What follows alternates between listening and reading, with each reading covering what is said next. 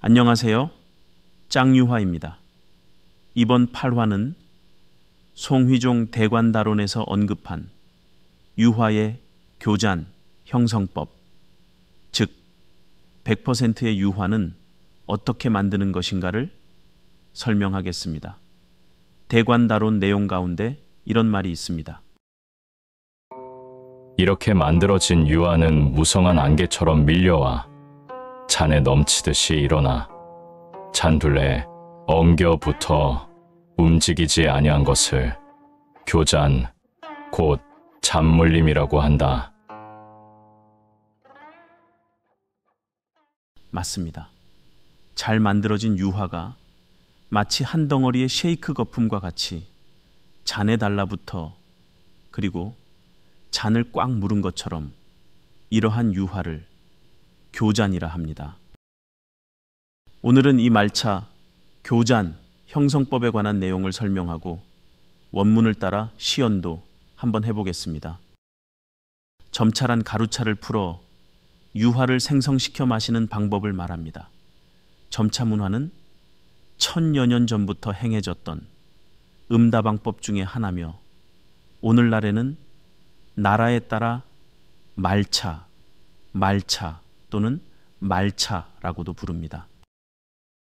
말차법은 중국의 송나라 때 출현되어 한국의 고려시대, 일본의 가마쿠라 시대로 전파되어 반세기 동안 동북아시아를 풍미했던 차문화입니다.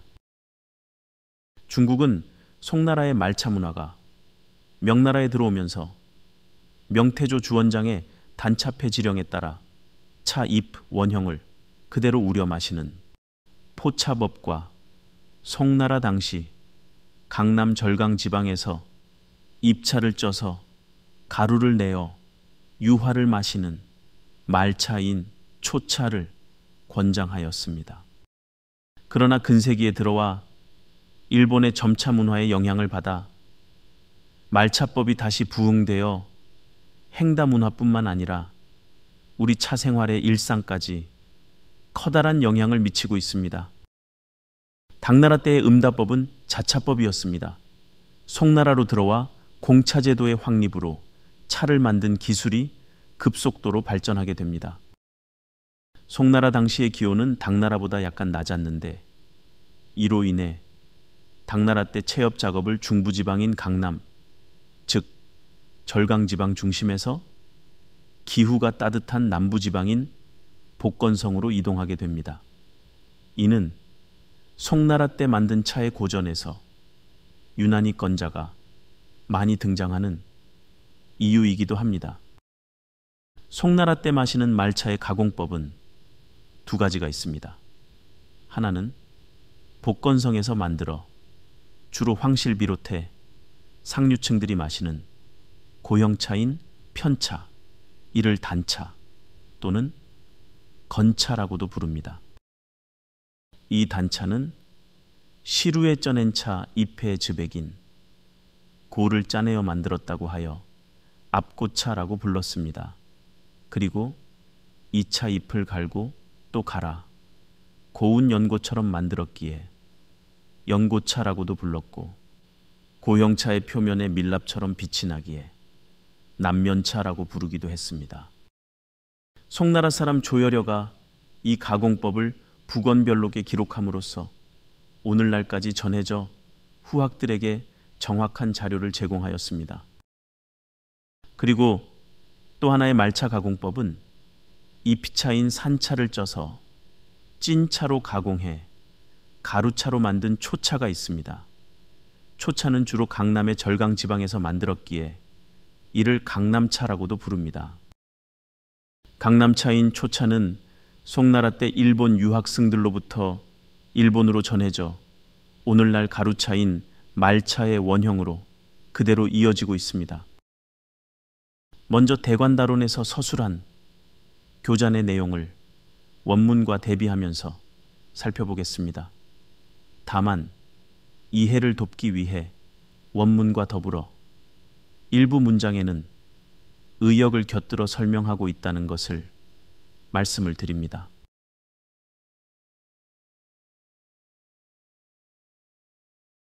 점다는 실로 오묘한 것이며 좋은 말차를 만들고자 한다면 먼저 찻가루를 헤아려 탕수를 부어 끈적끈적한 악교와 같은 차고를 만든다. 이를 위해서 첫 번째 탕수는 찻잔 위에 둘레로 돌아가면서 따르도록 하고 찻가루에 직접 닿지 않도록 해야 한다. 사납지 않은 자세로 먼저 차고를 풀어 점차 격불을 가한다. 손에 힘은 빼고 차선은 묵직하게 잡으며 손가락은 에워싸듯 하여 손목을 돌려 차고를 위부터 아래까지 골고루 투명하게 섞으면 그 포말은 마치 누룩이 발효되어 밀가루의 표면이 부풀어 오른 모양 같아 하늘의 영롱한 별과 밝은 달과 같이 찬란하게 나타난다. 이러한 격불이어야만이 차의 근본을 완전히 일으킬 수 있는 것이다. 이어서 붓는 두 번째 탕수는 차의 표면인 유화 위로 따르는데 돌려가면서 한 물줄기로 빠르고 짧게 따라야 한다. 이때 형성된 차 표면의 포말은 움직이지 않으나 힘주어 격불을 하면 차의 색택이 점차 일어나 마치 작은 구슬과 같은 과립 모양의 유화가 쌓인다. 세 번째 탕수의 양은 두 번째와 같으며 다만 격불을 점차 가볍고 고르게 하는 것을 귀하게 여긴다. 주위를 돌려가면서 격불을 하면 차탕 표면과 속이 완벽하게 어우러져 좁쌀 문이나 개눈과 같은 포말이 뒤섞여 일어난다. 차의 색택 완성도를 10부로 본다면 유 7부까지는 얻어진 것이다. 네 번째 탕수의 양은 적어도 무방 하나 차선의 끝을 굴리듯 천천히 넓게 잡고 급하게 하지 않아야 한다. 유화에 참되고 화려한 색채들이 환하게 나타나 마치 안개, 구름과 같이 일어나게 된다. 이어서 붓는 다섯 번째 탕수의 양은 헤아려 따르도록 하고 차선은 가볍게 잡으며 투명하고 고르게 유화를 완벽하게 만들도록 한다. 그러나 만약 유화가 충분히 피지 않았다면 계속 격불하여 유화를 만들고 유화가 완벽하게 피었다면 차선을 거두어 격불을 끝마치도록 한다. 이때의 유화 모습은 마치 뭉게구름이 뭉치는 것, 눈이 쌓인 것과 같다면 이는 차의 모든 색택이 완벽하게 나타난 것이다. 여섯 번째 단계는 완성된 유화의 상태를 살피면서 취하는데 만약 어느 한 곳에 유화 기포가 크다 싶으면 차선을 그곳에 두어 부드럽게 천천히 풀어 마무리하면 된다. 마지막 일곱 번째 단계는 유화의 농도 및 점도의 상태에 따라 구별하는데 농도가 서로 알맞다고 판단되면 격불을 거두어 멈춘다. 이렇게 만들어진 유화는 무성한 안개처럼 밀려와 잔에 넘치듯이 일어나 잔둘레에 엉겨 붙어 움직이지 아니한 것을 교잔, 곧 잔물림이라고 한다. 이런 유화를 골고루 나누어 마시도록 한다. 동굴록에 이르기를 차에는 말발이 있는데 이를 마시면 몸에 좋다고 하였다. 이를 보아 차의 포말은 아무리 많이 마셔도 지나침이 없을 것이다.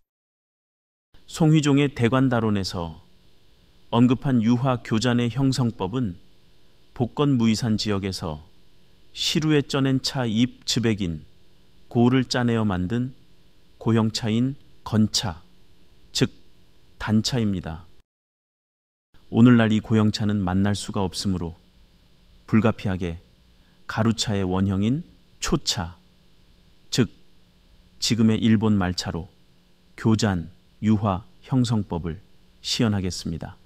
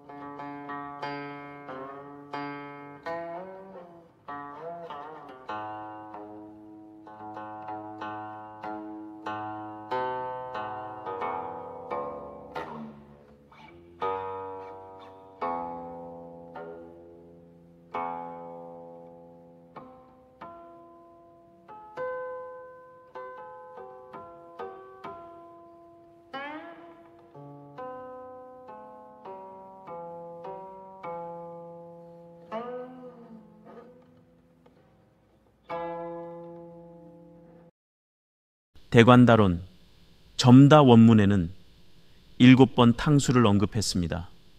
그러나 뜨거운 물을 부어 만든 유화의 형성은 5번째 탕수에서 끝납니다. 6번째에서의 탕수는 이렇게 설명했습니다. 이미 형성된 유화, 만약 어느 한 곳 유화 기포가 크다 싶으면 차선을 그곳에 두어 부드럽게 천천히 풀어 마무리하면 된다고 했습니다.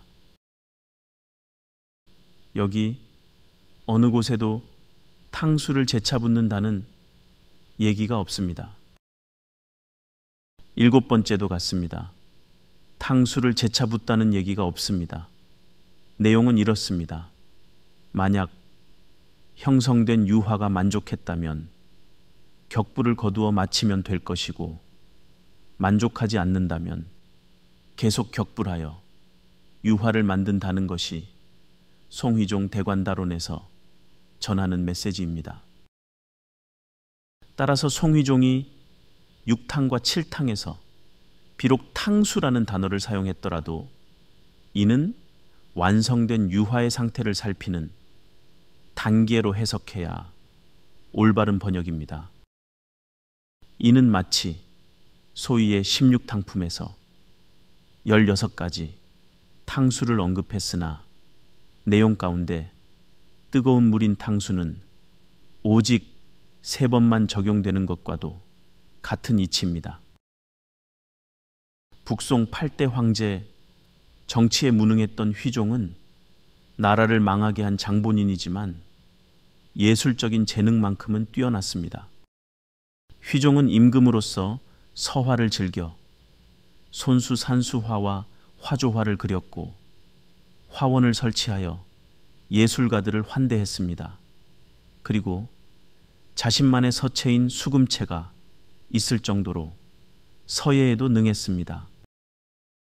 차를 유독 좋아했던 휘종은 신하인 채경의 태청루시영기에서 황제께서는 친히 신하들을 위해 수차례 점달을 했다는 기록도 여러 차례 있습니다.